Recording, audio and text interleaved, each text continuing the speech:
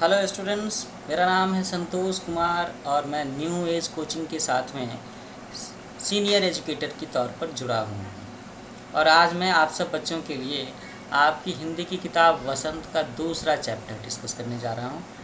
दूसरा चैप्टर जिसका नाम है बचपन। तो लिखा तो नाम है इसका बचपन, लेकिन आप देख रहे होंगे कि यहाँ पर एक तस्वीर है। मेरे ख्याल से इसे अधेड़ महिला कहेंगे या उम्र दराज महिला कहेंगे। ये महिला 50+ होंगी। तो एक मज़ेदार बात बताऊं कि ये जो महिला दिख रही हैं इस पिक्चर में, यही इस चैप्टर की ऑथर भी हैं। एक्चुअली में ये चैप्टर जो है ये इसी महिला, इसी लेखिका की बचपन की बातों के बारे में है। ये थोड़ा सा संस्मरण के स्टाइल में है और थोड़ा सा ऑटोबायोग्राफिकल भी है। ऑटोबायोग्राफी आप समझते हो ना, आत्मकथा। और हमें बड़े लोगों की आत्मकथाएं पढ़नी चाहिए, है ना। हमें उनकी बायोग्राफी पढ़नी चाहिए। आमतौर पर जब ऑटोबायोग्राफी पढ़ते हैं ना तो उसमें लोग ईमानदारी से अपनी बातें लिखते हैं कि कैसे उन्होंने अपना बचपन बिताया, कैसे अपनी युवावस्था के दिन बिताए, लाइफ में उन्होंने कहाँ क्या कैसे स्ट्रगल किया। So this is about childhood, बचपन के बारे में है। तो आप सारे बच्चे ही तो हो, आप सारे टीनेज के बच्चे, आप सब जो बच्चे 6 क्लास में पढ़ रहे हैं, एनसीईआरटी का सिलेबस फॉलो कर रहे हैं, मेरे ख्याल से आपकी उम्र यही कोई 11-12 साल, 12-13 साल होगी, है ना। 11 to 13 के बीच में होंगे आप सब, teenage. So this chapter tells about the childhood of a women author. अगर हमने ऑथर की बात की तो आप सबके मन में क्यूरियोसिटी होगी कि ये लेखिका हैं कौन जिन्होंने अपने बचपन की बातों को लिखा है। सो जस्ट ए मिनट, इनका नाम है कृष्णा सोबती। क्या बताया मैंने नाम? कृष्णा सोबती। तो ये नाम और इनका जो मैं चेहरा देख पा रहा हूँ इस तस्वीर में, ऐसा देखने से लगता है कि ये पंजाब की या सिंध की होंगी। बाकी हो सकता है इस चैप्टर में भी कहीं ना कहीं डिस्कस किया हुआ हो। तो इनका नाम है कृष्णा सोबती। ये इनका स्टडी रूम है, आप देखो, जहाँ पर बैठ करके ये कुछ लिख रही हैं। सामने भी किताबें हैं और पीछे भी अलमारियों में बहुत सारी किताबें हैं। तो जो लोग लेखक होते हैं उन्हें पढ़ने, पढ़ाने, लिखने का बड़ा शौक़ होता है और अक्सर उनकी लाइब्रेरी में हज़ारों किताबें हो सकती हैं। They use to have their personal library, बिल्कुल, है ना। तो हम लोग ये कहानी, ये आत्मकथा का हिस्सा शुरू करते हैं, बचपन। तो लेखिका कृष्णा सोबती क्या कहती हैं? मैं तुम्हें अपने बचपन की ओर ले जाऊंगी। मैं तुमसे कुछ इतनी बड़ी हूँ कि तुम्हारी दादी भी हो सकती हूँ, तुम्हारी नानी भी, बड़ी बुआ भी, बड़ी मौसी भी। परिवार में मुझे सब लोग जीजी कह कर के ही पुकारते हैं। तो जीजी आमतौर पर पंजाबी सिंधी परिवारों में बहन को, बड़ी बहन को कहा जाता है ना। तो ये बता भी रही हैं और मैंने चेहरा देख कर के भी बताया था कि उनकी उम्र मुझे 50+ लग रही है। तो दादी नानी की बातें हैं, so we can guess about it. तो उनकी उम्र 60+ भी हो सकती है। आगे देखते हैं हम लोग कि कृष्णा सोबती जी अपने बचपन के बारे में क्या बताती हैं। हाँ, मैं इन दिनों कुछ बड़ा यानी उम्र में सयाना महसूस करने लगी हूँ। सयाना होने का मतलब है बड़ा। जैसे घरों में लोग बोलते हैं ना कि अब तुम बच्चे नहीं रहे, सयाने हो रहे हो, बड़े हो रहे हो। शायद इसीलिए कि पिछली शताब्दी में पैदा हुई थी। पिछली शताब्दी का मतलब क्या? अभी 20th सेंचुरी चल रही है ना, 21वीं सदी, 21st सेंचुरी चल रही है। तो ये 20वीं शताब्दी में रही होंगी, है ना। तो इनका जन्म 1900 कुछ में हुआ होगा और आजकल के बच्चों का जन्म 2000, 2000 कुछ में होता है। तो कहती हैं कि ये उनमें थोड़ा सयाना महसूस कर रही हैं, शायद इसलिए कि पिछली शताब्दी में पैदा हुई थी। शताब्दी मीन्स 100 ईयर्स, 100 साल, ठीक है। दशक मतलब 10 साल। मेरे पहनने ओढ़ने में भी काफ़ी बदलाव आए हैं। पहले मैं रंग बिरंगे कपड़े पहनती रही हूँ, नीला, जामुनी, ग्रे, काला, चॉकलेटी। अब मन कुछ ऐसा करता है कि सफ़ेद पहनो। मतलब अब इनकी उम्र थोड़ी ज़्यादा हो गई, उम्र दराज हो गई, 50-60 प्लस हो गई हैं, तो ये लाइट कलर्स पहनना चाहती हैं, हल्के रंग के। पहले जब ये युवावस्था में थीं तो उस समय इन्हें अट्रैक्टिव कलर्स, ब्राइट कलर्स, नीला जामुनी, काला चॉकलेटी, ऐसा कुछ ज़्यादा अच्छा लगता था। मैंने पिछले दशकों में तरह तरह की पोशाकें पहनी हैं। इसमें से कुछ नाम आप बच्चे भी सुन रखे होंगे, कुछ नाम अभी भी पॉपुलर हैं, बच्चे घर के लोग पहनते हैं। जैसे ये नाम बता रहे हैं कि पहले फ्रॉक, फिर निकर वाकर, स्कर्ट, लहंगे, गरारे और अब चूड़ीदार और घेरदार कुर्ते। तो पहले के ड्रेसेज और अभी का इनका ड्रेस है चूड़ीदार और घेरदार कुर्ते। तो मैं चाहूँगा कि आप सारे बच्चे एक एक करके इन सारे ड्रेसेस के बारे में जानो, समझो। नहीं देखा है तो घर में अपने बड़ों से पूछो।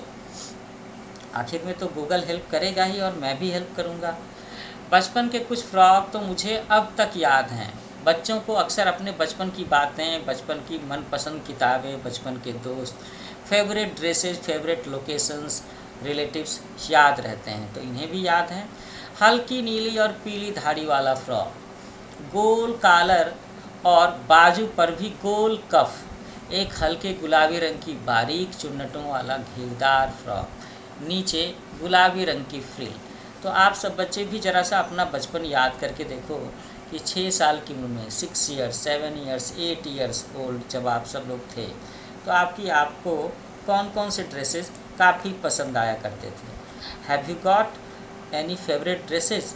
क्या अभी भी उसमें से कोई फेवरेट ड्रेस आपके बंकर में छिपा करके रखी है आपने या आपके पेरेंट्स ने?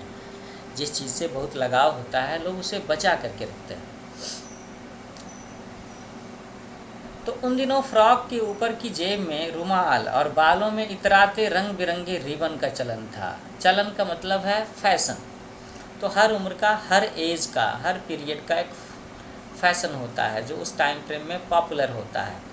हाँ, जैसे आप सोचो कि कभी अमिताभ बच्चन की तरह से लोग बड़े बड़े बाल रखा करते थे, क्लीन शेव हुआ करते थे, और आजकल के समय में देख लो कि लोग दाढ़ी रखना पसंद करते हैं, छोटे छोटे बाल, मिलिट्री कट बाल, है ना।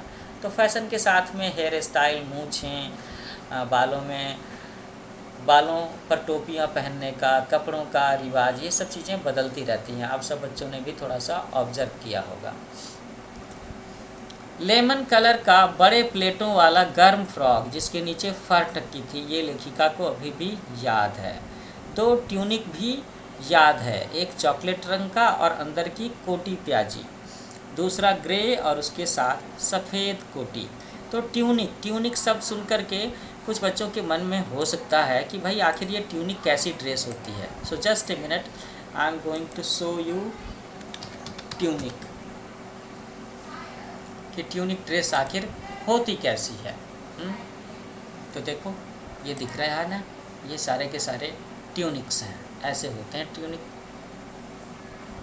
ये तो ट्यूनिक के बारे में हम लोग क्या कहेंगे कि ये एक बड़ी सी फ्रॉक है, डबल लेयर्ड, देख रहे हो ना आप। हाँ, ये सारी की सारी। कुछ और भी पिक्चर्स देखते हैं हम लोग। ये भी ट्यूनिक है, ये भी ट्यूनिक है। ओके, तो now I am sure that you must have got the idea of tunic. This is tunic and this one is also. ठीक है, now we are back to the chapter. कहानी पर वापस आते हैं। एक चॉकलेट रंग का और अंदर की कोटी प्याजी, दूसरा ग्रे और उसके साथ में सफ़ेद कोटी मतलब एक छोटा सा कोट, फ्रॉक के ऊपर से भी एक पहनने वाला हिस्सा जो ट्यूनिक में हुआ करता है। बाकी आप घर में अपनी बड़ी दीदी से पूछ लो ना, मम्मी से पूछ लो, वो बता देंगे ट्यूनिक कैसा होता है। हाँ, लेखिका कहती हैं कि मुझे अपने मोजे और स्टॉकिंग भी याद है। Wow, she has got great memory. उनकी मेमोरी बहुत अच्छी है। बचपन में हमें अपने मोजे खुद धोने पड़ते थे। आप सब बच्चे, आप सब अपने कपड़े, कौन कौन से कपड़े खुद से धोते हो, या आपके सारे कपड़े मम्मी धुलती हैं या नौकरानी से धुलवाती हैं? हर बच्चे को कुछ न कुछ कपड़े धोने सीखने भी चाहिए, थोड़ा सा सेल्फ डिपेंडेंट होना चाहिए, और दीज आर लाइफ स्किल्स। तो वह नौकर या नौकरानी को नहीं दिए जा सकते थे, इसकी सख्त मनाही थी। ये डिसिप्लिन था लेखिका के घर में कि हर बच्चे को अपने मोजे खुद धोने होते थे। एक महक आती है ना, बदबू सी, और हर बच्चों को थोड़ा डिसिप्लिन भी कि भाई आप अपने कपड़े खुद से साफ़ करो। तो चाहे आप अपना रुमाल खुद से साफ़ करो, वहाँ से शुरुआत करो, या फिर मोजे। हम बच्चे इतवार की सुबह इसी में लगाते। हर संडे को बच्चे मोजे धोया करते थे। धो लेने के बाद अपने अपने जूते पॉलिश करके चमकाते। अब जूते कपड़े या ब्रश से रगड़ते तो पॉलिश की चमक उभरने लगती थी। आप सब बच्चों में से कितने बच्चों को अपने जूते पॉलिश करना आता है? टाई लगा लेते हो, खुद से लगा लेते हो या नहीं? Think about it. ये चीज़ें आनी चाहिए। हर चीज़ के लिए मम्मी पापा पर डिपेंड होना, भाई पर, बहन पर, नॉट गुड थिंग। अब आप सयाने हो रहे हो, now you are going to enter the teen age, है ना। आप छोटे नहीं हो, बड़े नहीं हो, आप टीन एज में हो। सर्वर, मुझे आज भी बूट पॉलिश करना अच्छा लगता है। हालांकि अब नई नई किस्म के शू आ चुके हैं। कहना होगा कि ये पहले से कहीं ज़्यादा आरामदेह है। हमें जब नए जूते मिलते उसके साथ ही छालों का इलाज शुरू हो जाता। तो बूट पॉलिश करने की बात है, जब लोग चमड़े की लेदर वाले शूज़ पहनते हैं, आपकी स्कूल ड्रेस में जो ब्लैक कलर का शू होता है उस पर बूट पॉलिश की ज़रूरत होती है। बूट पॉलिश को लेकर के एक बात है कि शायद कोई अंग्रेज़ कहावत है, या ऐसे भी कहा जाता है कि लोग जब किसी आदमी को, किसी ह्यूमन बीइंग को, किसी जेंटलमैन को पहली नज़र में देखते हैं तो सबसे पहले उसके पैरों की तरफ देखते हैं कि उसके जूते गंदे तो नहीं हैं, चमकदार हैं कि नहीं। ऊपर पैंट, शर्ट, बूट, टाई, ये बाकी सारी चीज़ें बाद में देखेंगे, कोट टाई वगैरह, हैट वगैरह। सबसे पहले जेंटलमैन्स को उनके जूतों की तरफ में देखा जाता है कि उनके जूते साफ़ सुथरे चमकदार हैं कि नहीं।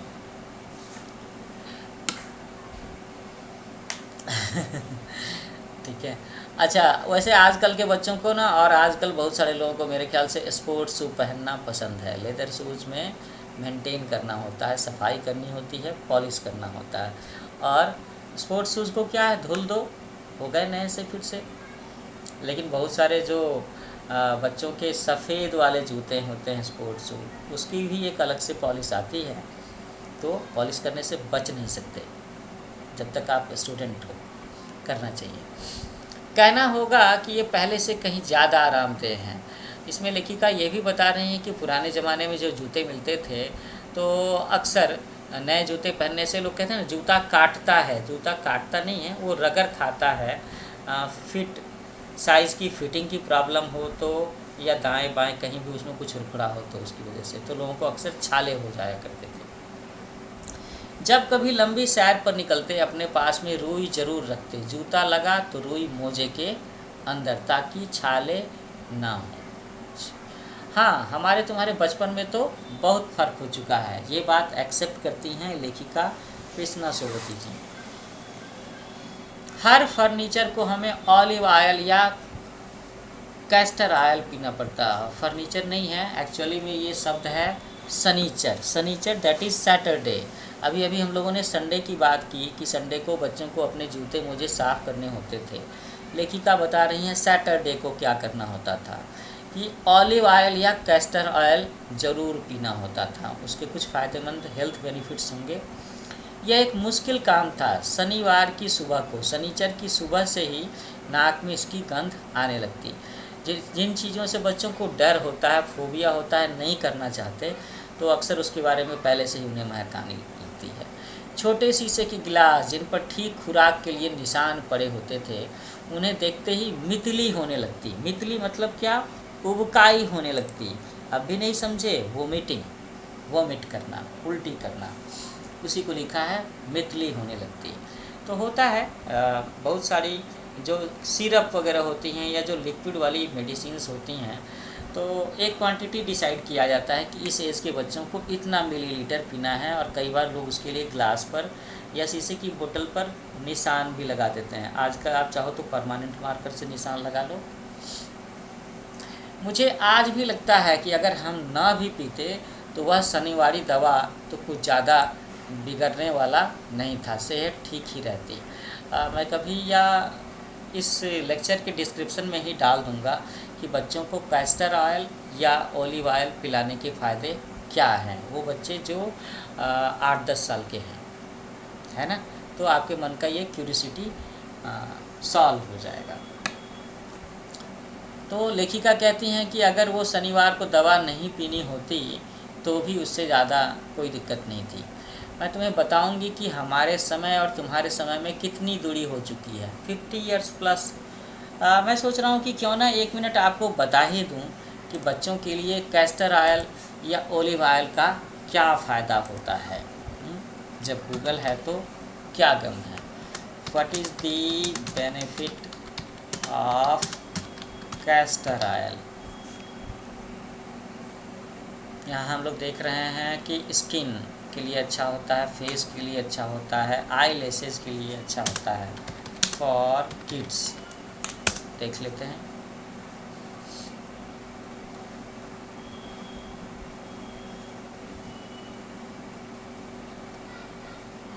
यहाँ पे एक चीज़ बोल्ड लेटर में लिखी है कि बच्चों को कैस्टर ऑयल देने से इट में हेल्प रिड्यूस कॉन्स्टिपेशन, है ना। आप रोज़ सवेरे जब टॉयलेट जाओगे तो रोज़ फ्रेश हो जाया करोगे, कॉन्स्टिपेशन नहीं होगा, कब्जियत नहीं होगी। क्योंकि अगर कब्जियत हो जाए तो फिर तो बच्चे को किसी काम में मन ही नहीं लगेगा, वो पढ़ना ही नहीं चाहेगा, उसे खेलने में भी मन नहीं लगेगा। तो एक फ़ायदा तो इसमें ये होता है कैस्टर ऑयल का। And what about olive oil. Olive oil, just a minute.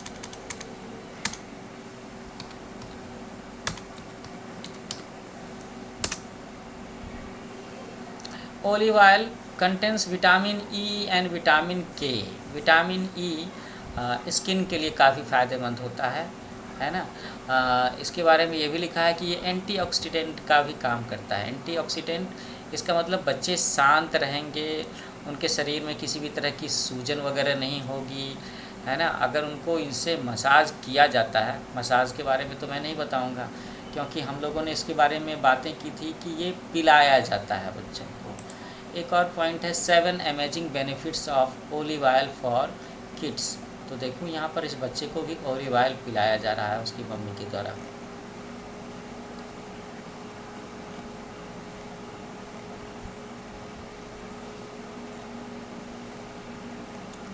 It help with ADHD symptoms, attention deficiency. अच्छा, attention deficit hyperactivity disorder is becoming increasingly common today. The cause for it's still unknown, but ADHD can make school a nightmare for your kid. कि अगर आपके बच्चों को ADHD की problem है तो बच्चे स्कूल नहीं जाना चाहेंगे, स्कूल जाने पर उन्हें बहुत सारी प्रॉब्लम होती है। Promotes brain development, one more thing, कि ये बच्चों के मस्तिष्क के विकास में फ़ायदेमंद है। It is rich in vitamins. तो ये 3 पॉइंट काफ़ी है ना। बाद में हम लोग और भी चीज़ें, स्किन एंड हेयर हेल्दी होता है, उसमें काफ़ी कैलोरी होती है, रिड्यूसेस रिस्क ऑफ ओबेसिटी।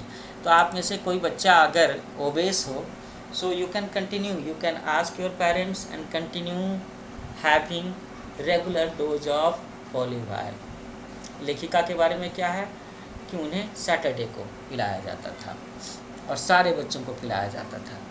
तो लेखिका ने बताया कि मेरे समय में तुम्हारे समय में काफ़ी दूरी हो चुकी है। मैंने बताया कि 50 इयर्स 60 इयर्स का एज गैप तो है ही, यहाँ तक कि बचपन की दिलचस्पियाँ भी बदल गई हैं कि अभी से 50-60 पहले जो बच्चे थे उनके इंटरेस्ट अलग होते थे और आजकल के बच्चों के इंटरेस्ट अलग होते हैं ना। आजकल के बच्चों के इंटरेस्ट क्या होता है, मोबाइल गेम चलाओ, टीवी देखो, है ना। सारी चीज़ें वो मोबाइल में ढूंढते हैं। और पहले के बच्चे इंडोर नहीं आउटडोर गेम्स में विश्वास रखते थे। वो दोस्तों के साथ में गिल्ली डंडा, लुका छिपी, पिट्टो, क्रिकेट, कबड्डी, कुश्ती, ये खेल बच्चों से मिलने जुलने में विश्वास रखते थे। लेखिका बताती हैं कि याद रहे कि उन दिनों कुछ घरों में ग्रामोफोन थे, रेडियो और टेलीविज़न नहीं थे। मैंने यहाँ पर कहा radio and television, so you can guess the image. आप सब लोगों में से कई लोगों ने रेडियो और टेलीविज़न देखा होगा। रेडियो, अभी भी रेडियो दिख सकता है आपको, लेकिन मुझे लगता है ग्रामोफोन की बात है तो मुझे एक बार ग्रामोफोन का पिक्चर तो दिखा ही देना चाहिए कि हो सकता है कुछ बच्चों ने ग्रामोफोन ना देखा हो। आप सब बच्चों ने सीडी प्लेयर्स देखे होंगे, लेकिन सीडी प्लेयर और ग्रामोफोन में अंतर होता है। So I am going to show you gramophone, picture of gramophone.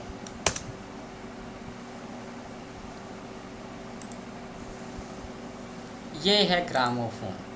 So now you have to tell me, you can submit your answers. Have you seen it?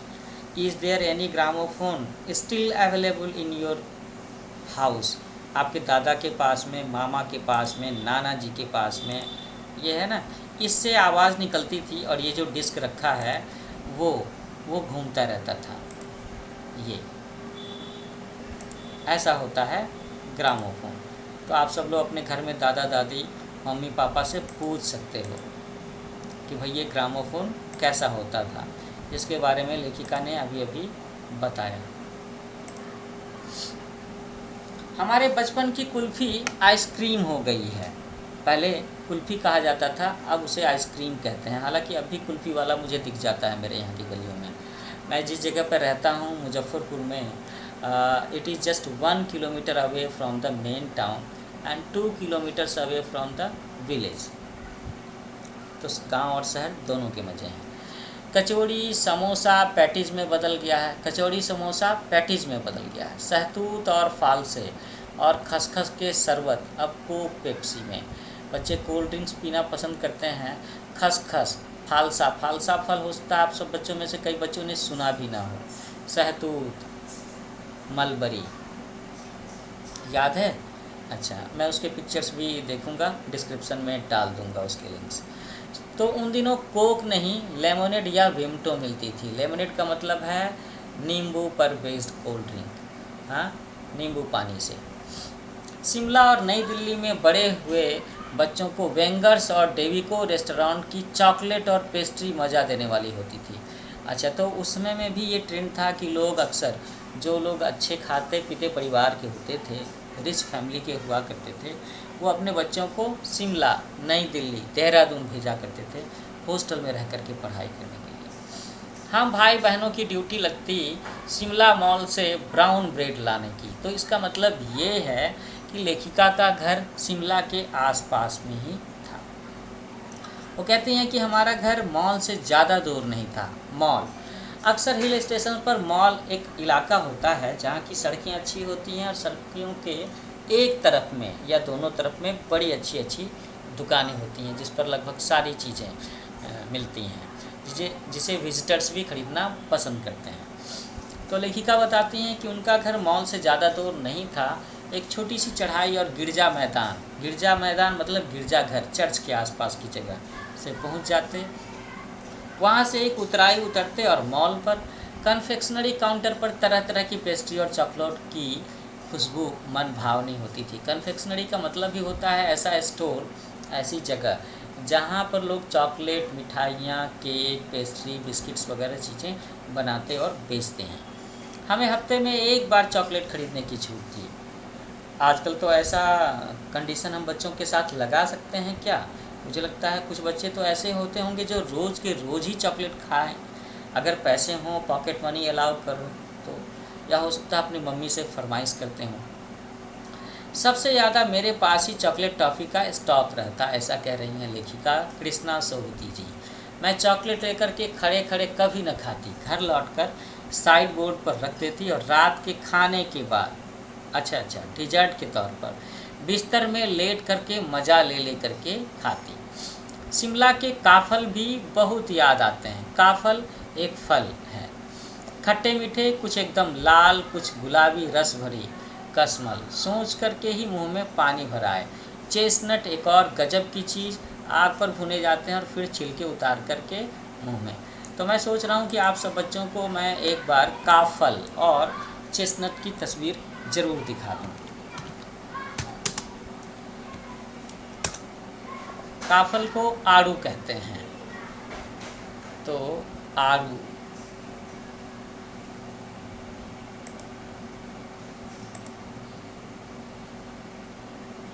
ये सारी तस्वीरें आलू की हैं। आप इसे देखो और अंदाज़ा लगाओ कि क्या आपने इसे कभी खाया है। ये है आलू का फल। मैंने उसकी भी बात की थी, चेस्टनट के बारे में। मुझे याद है जब मैं 2016 में बिनसर गया था, अल्मोड़ा गया था, तो वहाँ पर मैंने चेस्टनट का आनंद उठाया था। मैंने उसके पेड़ भी देखे हैं वहाँ पे। ये होता है, ये इसके अंदर होता है चेस्टनट।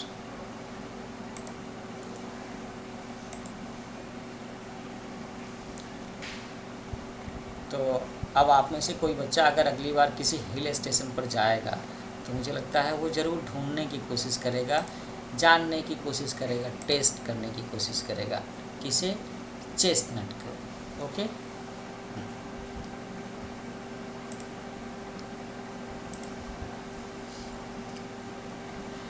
चना जोर गरम, चने जोर गरम और अनारदाने का चूर्ण।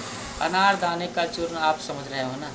हाँ, चना जोर गरम की पुड़िया जो तब थी वह अब भी नज़र आती है, लेकिन वो अब पैक होकर के आती है हल्दीराम की भुजिया, बीकानेर की भुजिया के पैकेट में। उस समय क्या होता था कि गलियों में, सड़कों पर कोई बंदा साइकिल पर या अपने कंधे पर एक झोला लटका करके उसमें अक्सर बेचा करता था चना जोर गरम। तो पुराने कागज़ों से बनाई हुई इस पुड़िया में नीरा हाथ का कमाल है। हाथ का कमाल मतलब कारीगर, बेचने वाले के हाथ का कमाल। नीचे से तिरछी लपेटते हुए ऊपर से इतनी चौड़ी कि चने आसानी से हथेली पर पहुंच जाएं। एक वक्त था जब फिल्म का गाना चना जोर गरम बाबू मैं लाया मज़ेदार चना जोर गरम उन दिनों स्कूल के हर बच्चे को आता था। ये क्रांति फिल्म का गाना है। मैं इसका लिंक भी शेयर कर सकता हूँ डिस्क्रिप्शन में, लेकिन मैं सोच रहा हूँ कि पहले एक बार मैं आपको चना जोर गरम इसकी एक पुड़िया दिखाई दूँ।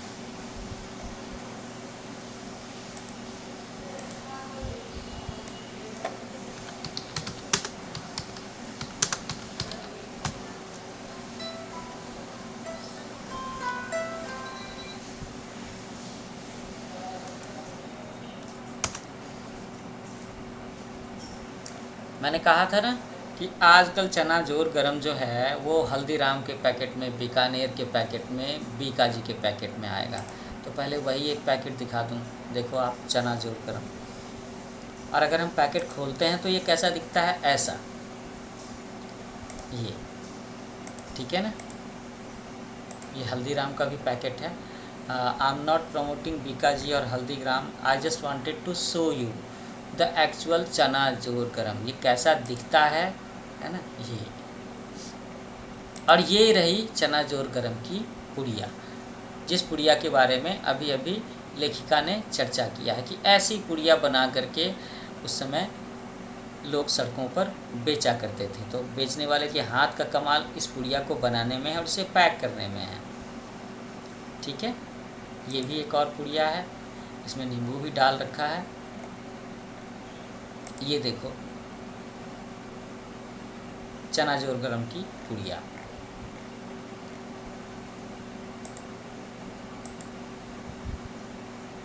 अनार दाने का चूर्ण, तो इसमें थोड़ा सा अनार के जैसा स्वाद आएगा। साथ में अक्सर लोग अनार दाने के चूर्ण का इस्तेमाल करते हैं पाचक के तौर पर। आप पता कर सकते हो, ढूंढ सकते हो।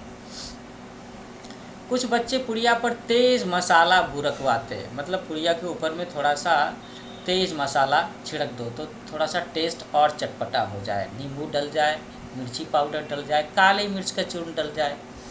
पूरा गिरजा मैदान घूमने तक यह पुड़िया चलती।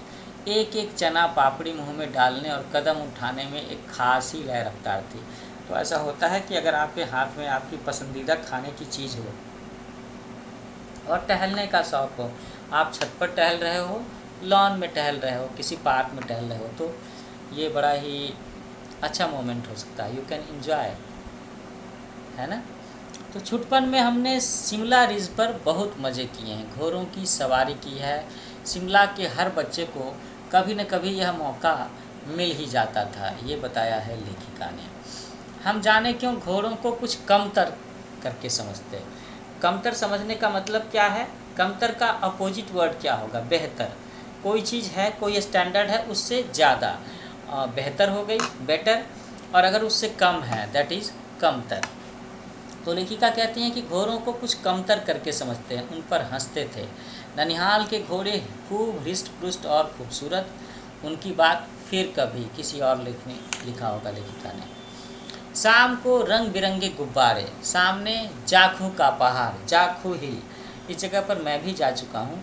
वहाँ पे एक ऊंचा चर्च है, चर्च की घंटियाँ बजती तो दूर दूर तक उनकी गूंज फैल जाती। शहरों में अगर चर्च की घंटियाँ बजेंगी तो इससे ज़्यादा शोर तो शहर में चलने वाली ट्रैफिक का होता है, कार, बस, ट्रक, स्कूटर, मोटरसाइकिल। लेकिन अभी भी हिल स्टेशंस में, ग्रामीण इलाके में जहाँ पर चर्च होते हैं, मंदिर होते हैं, है ना, और वहाँ घंटियाँ बजती हैं तो उसकी आवाज़ बड़ी सुहावनी सी लगती है।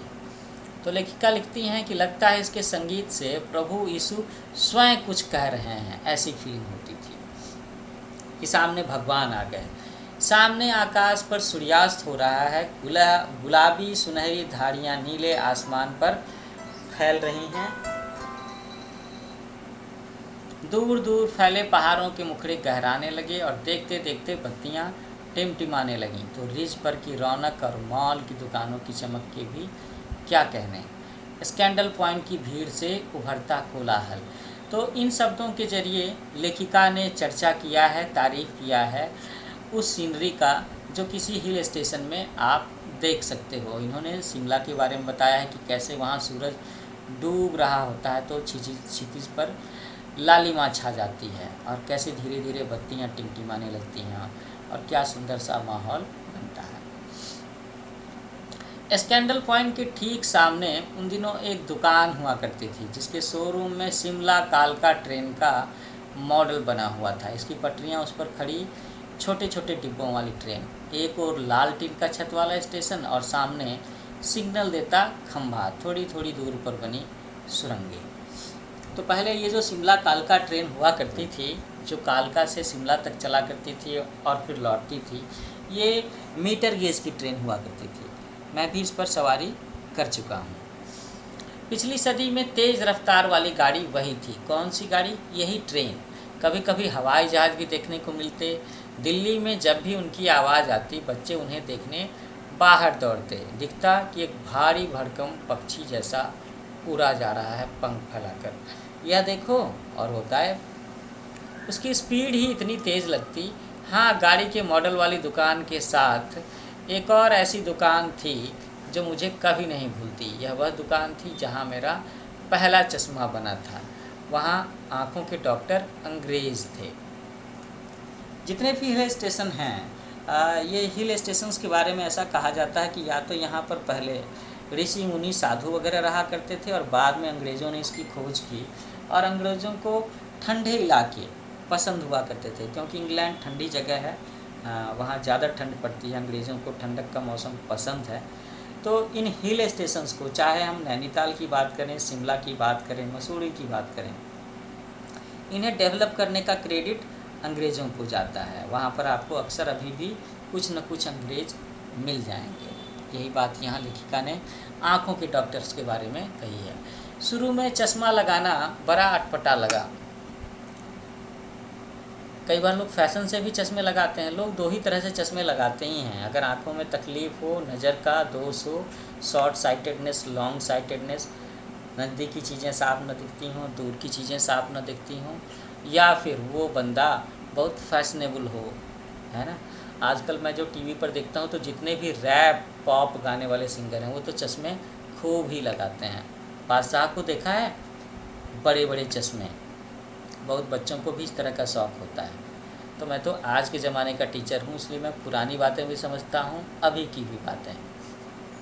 तो लेखिका कहती हैं कि शुरू में चश्मा लगाना बड़ा अटपटा लगा। ज़रूर लेखिका की आंखों में कुछ दिक्कत रही होगी।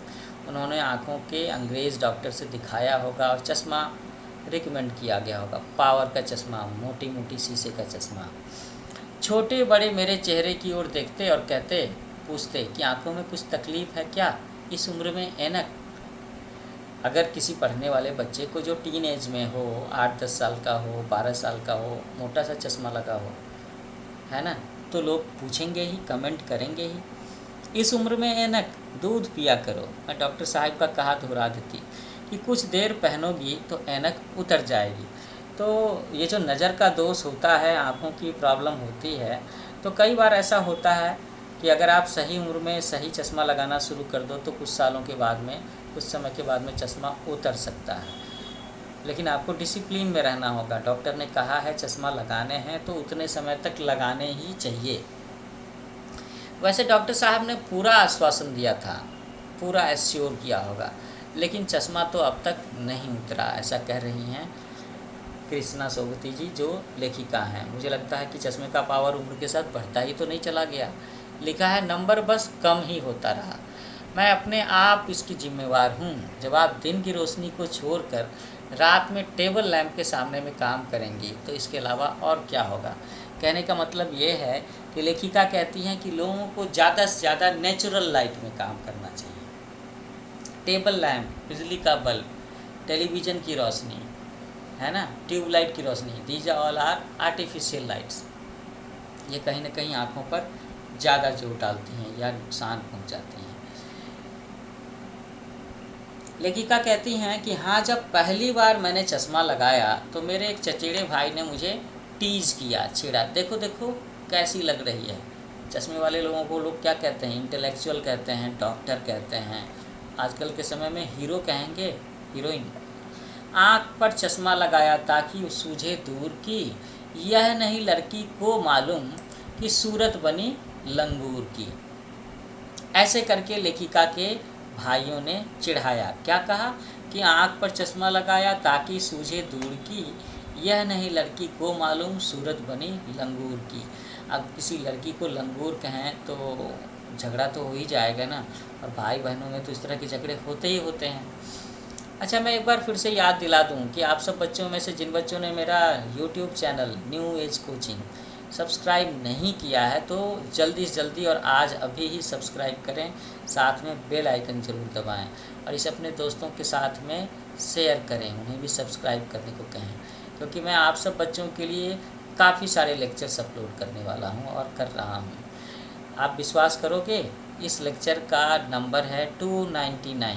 तो पिछले 6 महीने में मैंने 299 लेक्चर्स अपलोड किए हैं।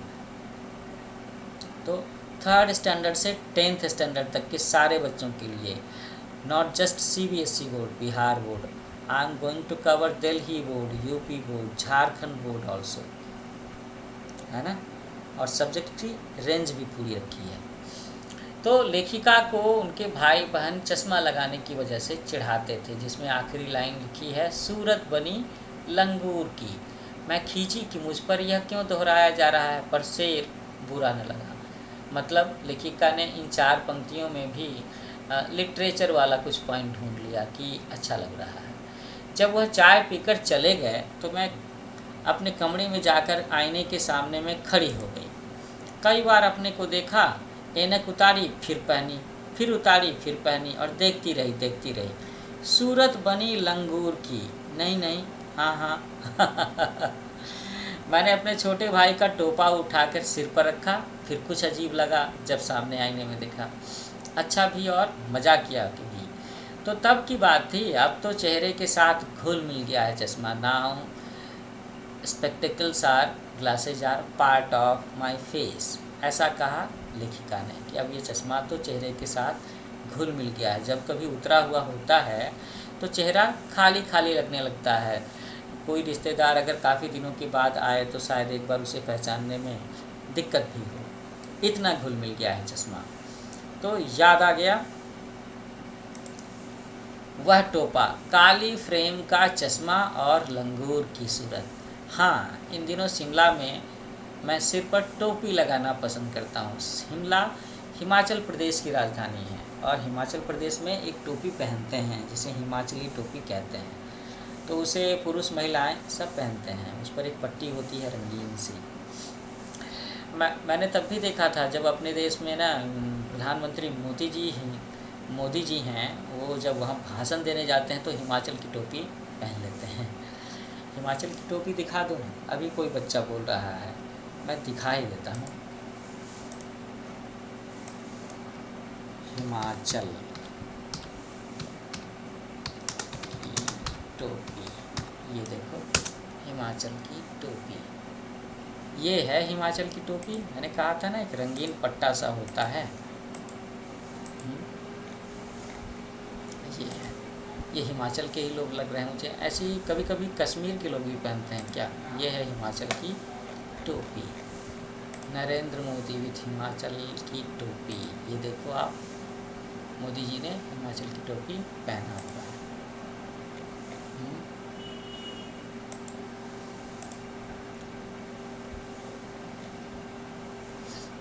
ठीक है, हम लोग चैप्टर में वापस आते हैं। ये चैप्टर अब ख़त्म ही हो रहा है। लेखिका कहती हैं कि मैंने कई रंगों की टोपियाँ जमा कर ली हैं, कहाँ दुपट्टों को का ओढ़ना और कहाँ सहज सहल सुभीते वाली हिमाचली टोपियाँ।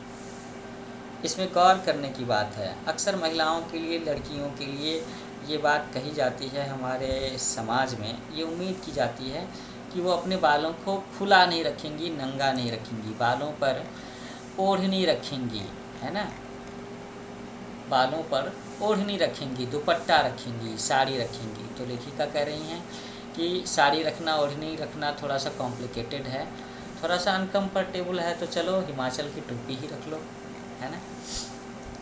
तो बच्चों, इसके साथ ही आपका ये चैप्टर यहाँ पर ख़त्म होता है, जिस चैप्टर का नाम था बचपन, और इसकी लेखिका हैं कृष्णा सोबती, जिसमें उन्होंने अपने बचपन की कहानी को आप सब बच्चों के साथ में शेयर करने की कोशिश की है। अगर कोई बच्चा आगे चल कर के लिटरेचर के फील्ड में कैरियर बनाना चाहता है, तो मैं भी उससे बोलूँगा कि इस लेक्चर को सुनने के बाद में आप भी अपने बचपन की बातों को डायरी में या कहीं लिखने की कोशिश करो। अपने किसी दोस्त को, किसी भाई बहन को, अपने दादा दादी को, अपने मम्मी पापा को सुनाने की कोशिश करो। This will be your first progressive step towards being a writer. ये भी एक करियर ऑप्शन हो सकता है, जिस पर हम आगे फिर कभी डिटेल में चर्चा करेंगे। तो बच्चों, आपका चैप्टर यहाँ पर ख़त्म होता है। मुझे उम्मीद है कि आपको ये चैप्टर, ये स्टोरी अच्छी लगी होगी और आप सब के सब अपने बचपन के दिनों के बारे में सोचना शुरू कर चुके होंगे, या आप में से कुछ बच्चे जा कर के अपने दादा दादी, मम्मी पापा से पूछेंगे कि क्या उनका बचपन, क्या उनका चाइल्डहुड भी ऐसा ही था जैसा कृष्णा सोबती जी का है, जो उन्होंने इस कहानी में सुनाया। तो जल्दी मिलते हैं नए लेक्चर के साथ में। आप लोग मेरे चैनल का नाम याद रखना और इसे सब्सक्राइब शेयर ज़रूर करना, new age coaching. So bye bye, take care, happy learning with new age coaching.